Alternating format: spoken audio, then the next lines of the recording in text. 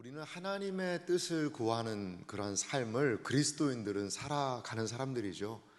그리스도인에게 있어서 하나님의 뜻은 너무나도 중요한 일 아니겠습니까? 우리가 하나님의 뜻을 신자들이 벗어나서 어떻게 그리스도인다운 삶을 살 수 있을까요? 그런데요, 참 어려운 것은 이제 하나님의 뜻을 구하고 사는 삶이 쉽지는 않은 것 같아요. 때로 이 하나님의 뜻과 좀 상반되는 그 인간적인 뜻, 이 내 뜻이 항상 좀 문제가 되지 않겠습니까? 이 두 가지가 늘 우리의 마음을 좀 힘들게 한다라는 생각이 좀 듭니다. 여러분, 오늘 우리가 성경을 계속해서 살펴보고 있는데요, 사무엘 상에서 이야기하고 중요하게 여기는 것은요, 이스라엘 나라 전체의 제도에 큰 변화가 옵니다. 사무엘은 왕을 만드는 사람, 킹 메이커였습니다. 그래서 이스라엘의 정치 체제를 사사들이 치리하던 그 체제에서 이제 고정적인 왕이 출현해서 왕이 다스리는 그 체제로 이 국가 전체의 제도가 바뀌는 매우 중요한 그런 시점에 이 사무엘이라는 사람이 놓여 있습니다. 그런데요, 왕을 세우는 이 모습을 살펴보면 이 백성들의 의견과 사무엘, 즉 사무엘의 의견은 하나님의 뜻을 대변하고 있거든요. 좀 달라요. 많은 사람들이, 하나님께서도 인정하시고 많은 사람들이 같이 이렇게 해서 이 뜻이 맞아가지고 이 일이 이루어지는 것이 아니고요, 백성의 요구에 하나님께서 어떻게 보면 좀 끌려가시는 느낌이 들기도 합니다. 오늘 우리가 읽었던 본문에도 이 부분이 등장하지 않습니까? 19절 말씀을 좀 보면은요, 너희는 너희를 모든 재난과 고통 중에서 친히 구원하여 내신 너희의 하나님을 오늘 버리고 라는 그 표현을 썼습니다. 그러니까 왕을 선택한다는 것은 하나님을 버리는 행동이라는 거예요. 여러분, 이렇게 해도 왕을 세워야 합니까? 근데 이것은요, 이미 우리가 살펴보았던 8장 한번 19절도 한번 보실래요? 우리가 10장 19절을 봤는데 8장 19절에도요 이렇게 백성들과 사무엘의 대화를 좀 볼 수가 있는데요, 백성이 사무엘의 말 듣기를 거절하여 이르되 아니로소이다.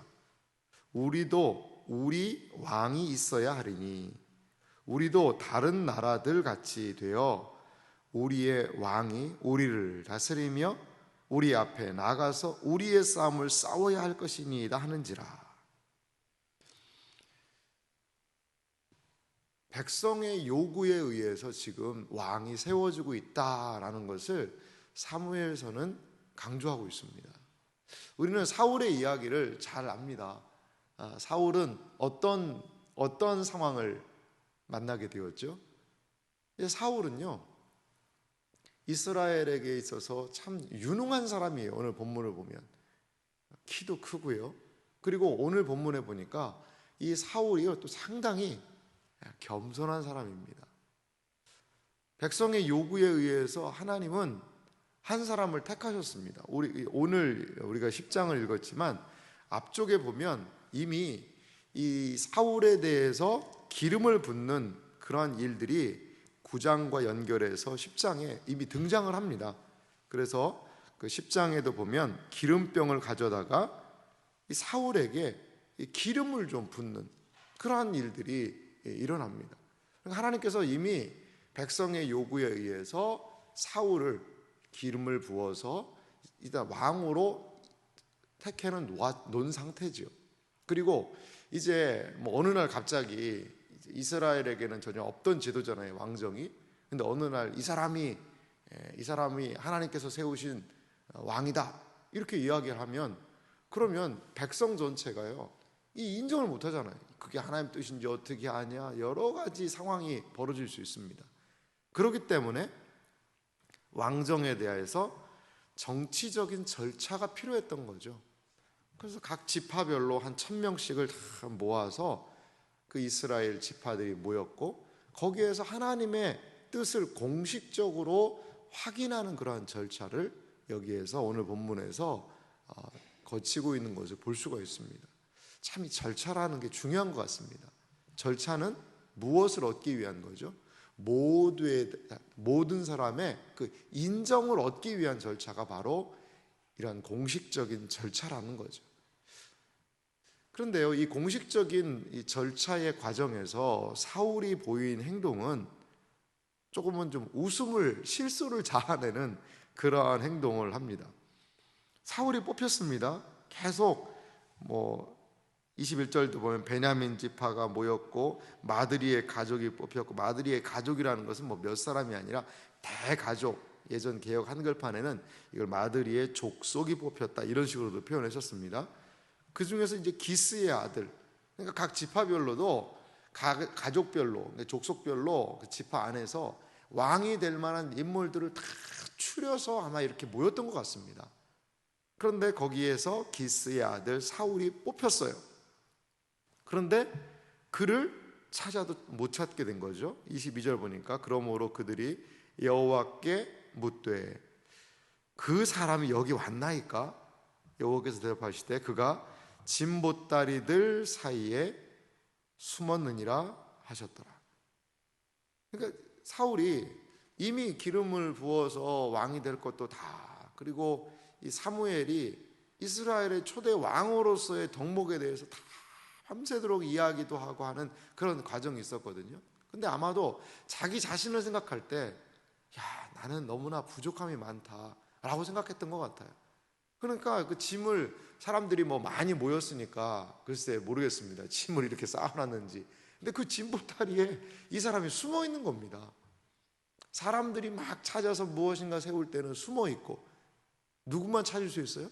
하나님만 찾을 수 있는 그러한 이 사울의 모습을 보면 참 겸손한 사람이구나, 이것을 우리가 알 수 있습니다. 그런데 23절 그를 데려와 보니까요, 그들이 달려가서 거기서 그를 데려오매 그가 백성 중에 선이 다른 사람보다 어깨 위만큼 컸더라. 이제 이 사울이라는 사람이 다른 사람이 있으면 이 사울의 일반적인 사람들이 어깨 아래에 있는 거죠. 그럼 키가 컸다라는 것을 성경이 강조를 하고 있습니다. 여러분, 키가 크다라는 것은 어떤 의미가 있을까요? 키가 크다는 것은요, 이 전쟁을 수행할 수 있는 능력이 그래도 아무래도 좋지 않겠습니까? 물론 키가 크다고 다 전쟁 잘하냐? 그건 아닐 거예요. 하지만 보편적으로 이 키가 크다는 것은 상대를 제압하기에는 더 유리한 조건 아니겠습니까? 그래서 사울은 백성이 지속적으로 요구했던 우리의 싸움을 왕이 나가서 싸워야 될 거라는 것에 적합한 사람이라는 겁니다. 그 싸움을 하기에 적합한 사람, 백성들의 눈높이에 사울은 왕이 되기에 적합한 사람이다라는 것을 키 얘기를 하면서 계속 보여줍니다. 그러면서 24절 말씀 보니까 이게 결정적으로 사울이 왕이라는 것에 대한 두 가지를 이야기를 해요. 24절 말씀 다시 보면요, 사무엘이 모든 백성에게 이르되 너희는 여호와께서 택하신 자를 보느냐. 자, 사울이 왕이 될 수 있는 이유는 첫 번째, 여호와께서 택하셨다는 겁니다. 온 지파를 모아놓고 베냐민 지파 중에 이 사울을 하나님께서 선택하셨다. 또 두 번째는요, 모든 백성 중에 짝할 리가 없느니라. 모든 백성 중에서 이 사울하고 해서 1대1로 붙으면 누가 싸워서 사울이 이기겠느냐. 키도 크고 여러 가지 부분에서 준비된 그러한 왕이, 이 사울은 이스라엘 우리 온 지파 중에 최고의 인물이다. 그것을 백성들에게 이야기하면서 모든 백성이 뭐라고 반응합니까? 왕의 만세, 왕 만세. 그들이 보기에도 좋았던 거죠. 하나님이 택하셨고 백성의 보기에 좋았다. 이 두 가지를 모두 다 만족시킬 수 있는, 어떻게 보면 24절은요 왕에 대한 즉위식일 수 있습니다. 이스라엘의 가장 초대 왕인 사울이 이제 모든 백성들 앞에서 즉위식을 하는 그러한 장면이라는 거죠. 그래서 이제 책에 기록해서 왕의 할 일, 그리고 백성들은 왕을 어떻게 섬겨야 될 것들을 정리를 사무엘이 합니다. 그리고 이제 왕이 된 사울이 자기가 거할 궁전은 없잖아요, 아직까지. 그러니까 기브와 자기 집으로 갈 때 마음에 감동된, 그럼 왕이니까 또 참모진들이 구성되어야 되지 않습니까? 함께 갑니다. 그러나 27절에 보니까 어떤 불량배는 이르되 이 사람이 어떻게 우리를 구원하겠느냐. 여기서 불량배라고 그러니까 뭐 우리가 쉽게 얘기하는 무슨 깡패들이 이렇게 어디 지나가다가 막 그렇게 이야기한 것 같은 그런 뉘앙스입니다만, 그런 뉘앙스는 아니고요. 그 뒷절 27절 보면요, 하고 멸시하며 예물을 바치지 아니하였으나 라는 표현이 있습니다. 이것은 무엇이냐면 이 사람들도 이스라엘 전체에 상당히 유력한 사람들이라는 거죠. 왕에게 예물을 바쳐야 되는, 다른 말로 하면 지방의 우리 보통 이야기할 때 호족 세력들이라고 이야기하거든요. 지방의 어떤 그 힘을 장악하고 있는 사람들이 사울이 양에 안 찬다는 거죠. 이 사람 세워놨는데 양에 안 찬다는 거예요. 그렇게 사울을 좋다고 하고 왕 만세를 부른 사람도 있었지만, 야, 저 사람이 어떻게 우리 왕이 되냐? 아마도 자기의 세력의 사람이 뽑히지 않은 것에 대한 불만의 표출이겠죠. 모두가 다 만족할 수는 없는 것 같아요.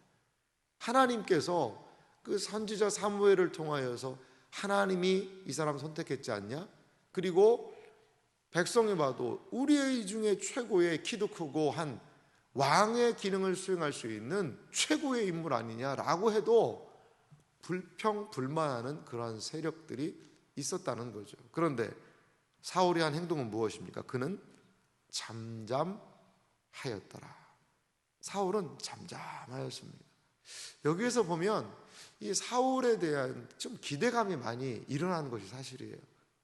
자신을 왕으로 세우려는 것에 대해서 그는 자신의 부족함을 알고 진보다리의 사이에 숨어있는 그런 모습, 그 사울에 대해서 왕으로 공식적으로 취임을 했는데도 불구하고 인정하지 않는 사람들에 대해서 내가 이제 왕인데 당신들이 그렇게 하면 어떡하냐, 왕의 힘을 한번 보려느냐, 이렇게 하면서 당장 정치적인 반대적인 사람들을 제압하거나 그런 것이 아니라 잠잠하게 기다리는 거죠.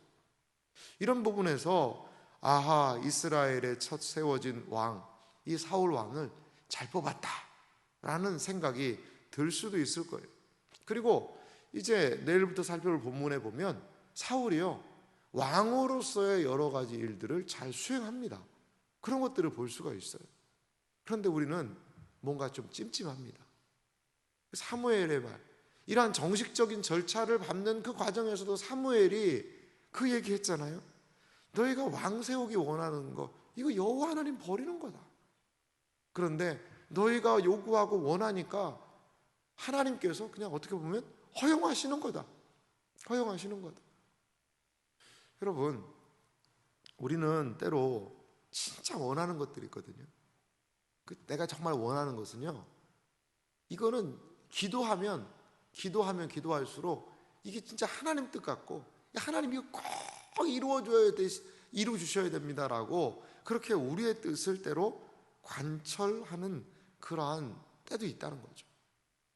여러분, 물론 구하고 찾으라, 두드리라 그러면 열리고 하니까 그냥 막 뜻을 구하면서 이건 진짜 이루어져야 됩니다, 하나님.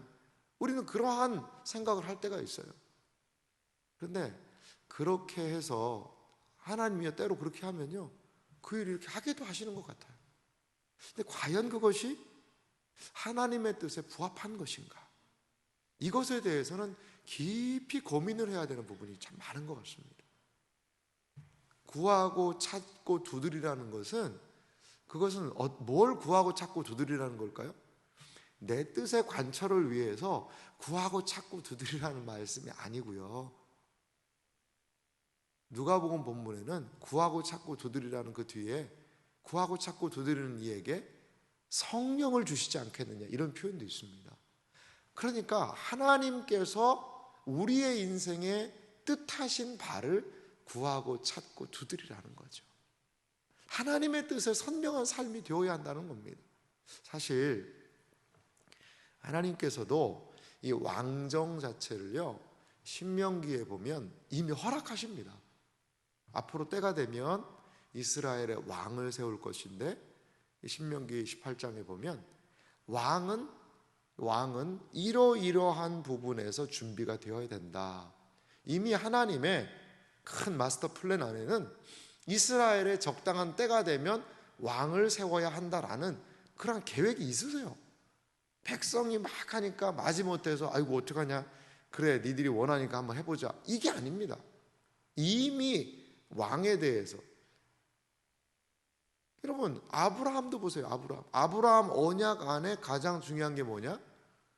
너의 후손 중에 왕이 태어날 거다. 그것을요 말씀하고 계십니다.